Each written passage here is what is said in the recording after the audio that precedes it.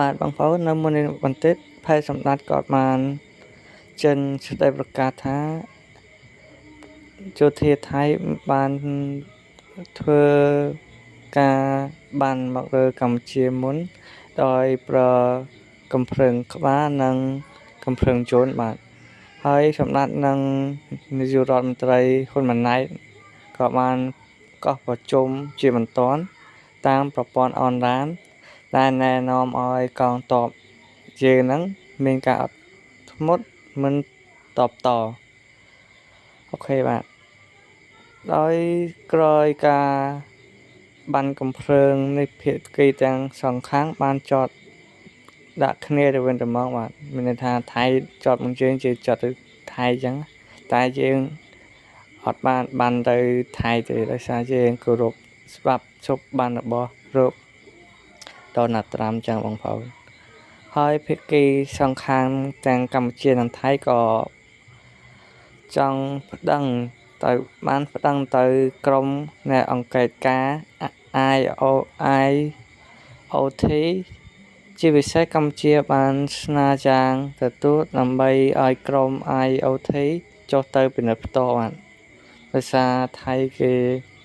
លក្ខណៈព័ត៌មានមិនពិតចោទទៅលើកម្ពុជាយើងអញ្ចឹងក៏កម្ពុជាយើងចង់ឲ្យអ្នកអង្គការ IOT ហ្នឹងទៅពិនិត្យផ្ទាល់អញ្ចឹងបងប្អូនដើម្បីសុវត្ថិភាពតម្លាភាពសឹកអក្រិតត្រៃភាពនិងភាពទុកចិត្តខ្ញុំសូមជូនយោបល់ទៅថ្នាក់ដឹកនាំកងទ័ពម៉ាឡេស៊ីដែលជាប្រធាន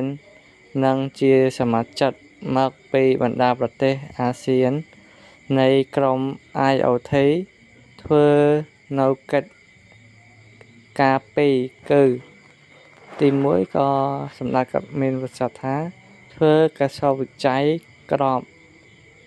ចំពោះប្រទេសទាំងពីរ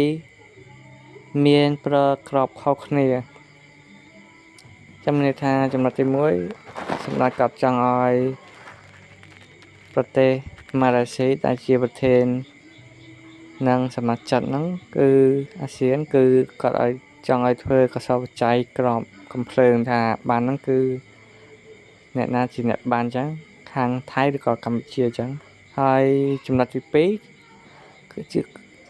ជាចំណុចសំខាន់គឺការចុះពិនិត្យទៅដងទីតាំងក្របធ្លាក់គេនឹងអាចដឹងបានថាក្របចិនពីទិសដៅណាបានពីកម្ពុជាទៅថៃឬក៏ពីថៃមកកម្ពុជានេះគឺជាចម្ងល់ចឹងតើយើងទៅផ្ទាល់ចឹងយើងទៅមើលផ្ទាល់បានគេមិនអាចទៅបង្វិលរណ្ដៅក្របបានទេសូមកងទ័ពកម្ពុជារក្សាទុករណ្ដៅក្របឲ្យបានល្អ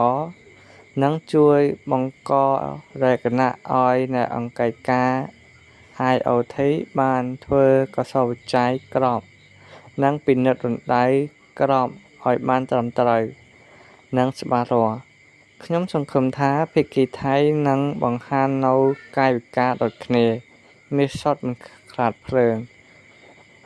ការបដិសេធណាមួយចំពោះការត្រួតពិនិត្យដោយអ្នកអង្គការ IOT មានន័យថាខ្លួនជាអ្នកបានក្របទាំងកម្ពុជានិងថៃសូមអរគុណ